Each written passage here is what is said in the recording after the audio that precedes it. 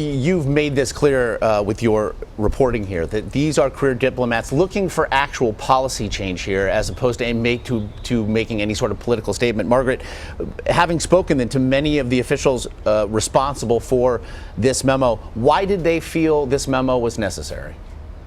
Well, 5 years of brutal war have spawned not only what they view as a national security crisis, posing a threat directly to U.S. allies in Jordan and destabilizing the Mideast region, but now you have this flood of refugees into Europe, destabilizing some countries there as well. So you have this toxic mix of a war zone that has fostered and fed extremists, including ISIS, and the ongoing threat posed by war against civilians that they would argue is creating more recruits for extremist groups. So the point they're making here is you can't win the war against ISIS and defeat the idea of extremism without really countering Bashar al-Assad. And the U.S. really is the one world power with the capability to do that. The president has argued that he doesn't want to commit U.S. assets, and he doesn't want foreign countries to commit assets to do that.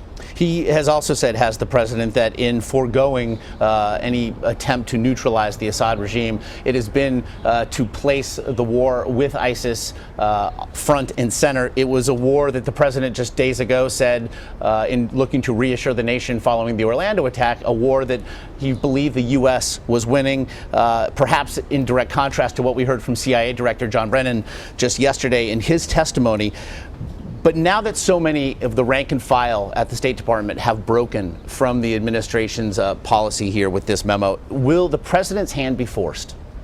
Well, he's only got 7 months left in office, and this is really something that the president has been consistent in saying he doesn't want to commit U.S. assets to, other than these limited numbers of special forces to target and take out ISIS leaders. He's been reluctant to remove Assad from power, saying it'll create a vacuum and make the situation worse. What the diplomats are arguing here is you can't get to his stated goal of brokering a peace deal if you don't force Assad to feel some pressure here and come to that negotiating table. So this is an argument the president has heard from Secretary Kerry in private. He's heard it from his former Secretary of State, Hillary Clinton, that the U.S. should be more aggressive here. It's not clear whether that's going to be taken on board, but for this memo to be public right now in the middle of a campaign is certainly going to add heat and pressure.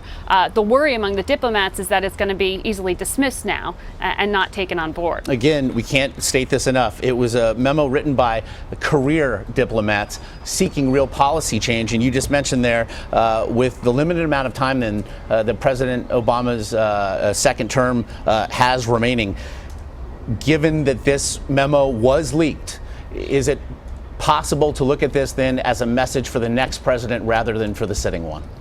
Well, certainly, Josh. I mean, and you have to argue, whatever happens in the next 7 months, the crisis in Syria is unlikely to go away, and it will directly confront the next president on a variety of levels. And so this is one of the key national security risks for the next administration.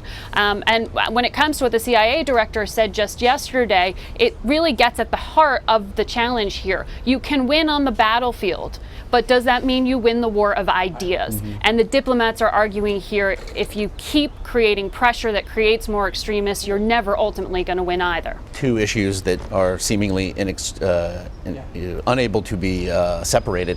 Again, some excellent work here, Margaret Brennan. We appreciate your time today from the White House.